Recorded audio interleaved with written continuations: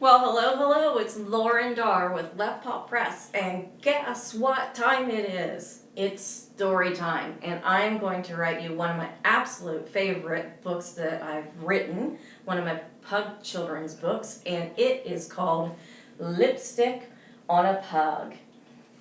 One of my stories from childhood, actually, based upon my real true life.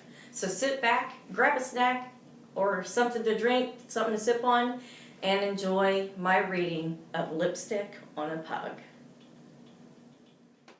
Lipstick on a Pug, story by Laurren Darr, illustrated by Florina Boldy.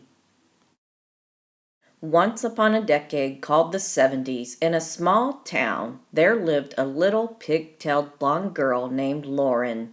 She lived in a one-bedroom house with her parents, two older brothers, and an older sister. One beautiful summer day, the olive-colored rotary phone that had a long spiral matching cord hanging on the wall in the kitchen rang. Lauren loved this phone. Sometimes, when she picked it up, she could hear neighbors talking on it. Her mom said that was because it was a party line. The front of the phone had this clear plastic circle with circle cutouts around the outer edge where you put your fingers to dial the numbers. And in the middle was a round piece of paper held underneath with their phone number, 962-2624. She could hear her mother chuckling and saying things like, "You're kidding me. I've never heard of such a thing. I guess we'll have to come see it." When her mom put the phone handle onto the silver cradle, Lauren bolted to the kitchen to find out what was going on. Apparently, it was her aunt that had called and they were going to take a trip to her house. In all of the commotion of getting her shoes on and rushing to the car, all Lauren heard her mom say was, "We gotta go see it before it's gone." Lauren was dying to know what it was that they had to go see. She was excited. There was an air of mystery. And even though she tried to ask what they had to go see, everyone else's chatter in the car drowned out her little voice.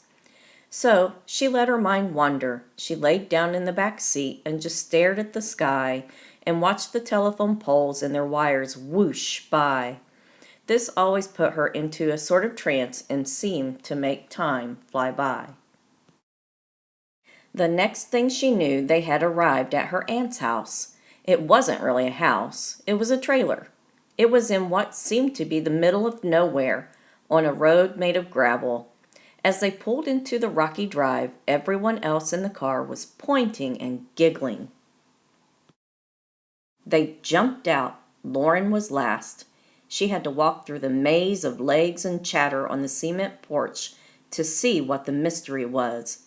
And finally, after what felt like days, Lauren muscled her way to the front of the family crowd and looked down to where they were pointing. What she saw was nothing like anything she'd ever seen before. It was a creature. It had a weird, wrinkly face that made it look like it was 1,000,000 years old. It had these eyes that bulged out in a way that made you think its face was being squeezed. And it had this nose that looked like it had been smashed by a freight train. Then there was this tail shaped in a little curlicue. What was it? It was the most pitiful creature Lauren had ever seen. She sat down on the cold cement, bewildered. At about that time, her aunt, who worked in a vet's office, said, "Isn't that the funniest dog you've ever seen?" She was left at the clinic to get fixed, and the guy who had her didn't come to pick her up. He said she wasn't any use to him anymore. The vet said it's a Chinese pug. As her aunt spoke, the creature seemed to come out of her shell. She stopped cowering in the corner and looked up at Lauren with her huge, sparkling, twinkling eyes. She shuffled very slowly, with her head down across the porch, not looking at anyone. You could tell she was afraid. Everyone stood to see what she would do. Her aunt said, She's a good dog, never been out of a cage. I haven't been able to get her to come to anybody or do anything. I brought her here for the weekend to keep an eye on her." By that time, the pug managed to slowly saunter across the porch. She sniffed at Lauren's legs, which were crisscrossed into a pretzel shape. Then she put her head down and just laid there, looking up with her beautiful brown eyes. And in that very moment, Laurren was in love. She didn't really know what to do, so she just patted the dog on her head to let her know everything was going to be all right. Her aunt chimed in. "Her name is White Pine's Tootie. You can call her Tootie." Laurren laughed. "Tootie? What kind of a name is Tootie?" Just then, Tootie let out a sneeze snort, and liquid globules catapulted from her smashed nose and sprayed all over the place. Everyone let out a groan of grossness and disbelief.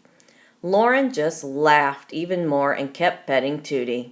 She knew that this had to be her dog. When she looked up to see the look on her mom's face, she knew that she didn't even have to ask. Everyone seemed to know that she and Tootie were meant to be. After some conversation and phone calls, Tootie was packed up in the car with Laurren in the back seat for the ride home. For Laurren, it felt like a dream. Not long after Tootie's stitches were removed, they found a routine. They would run around in the backyard, walk up and down the street, and hang out on the porch. They were two peas in a pod.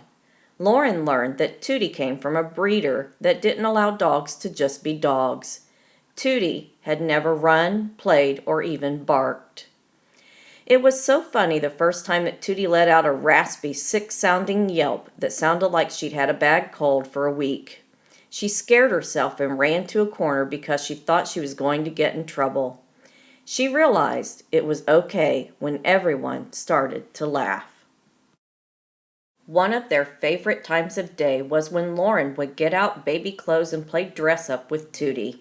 She didn't have a baby stroller, so she would glam Tootie up in her Sunday best and push her around in a canvas laundry cart, the kind that you would find in a laundromat. They had a ball living in their own world with the unbreakable bond that had been created between them.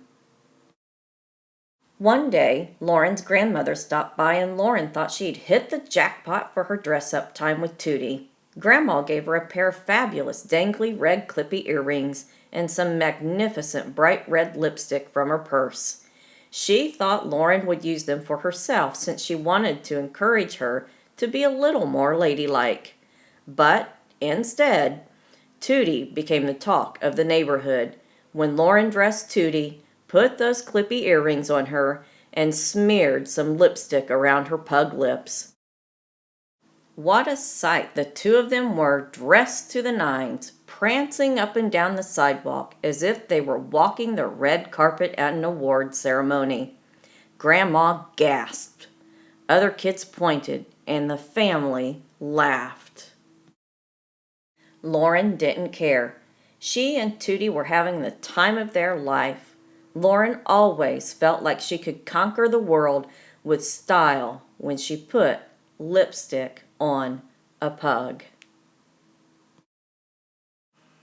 You can find Lipstick on a Pug and other pug children's books by Laurren Darr at online booksellers like Amazon.com.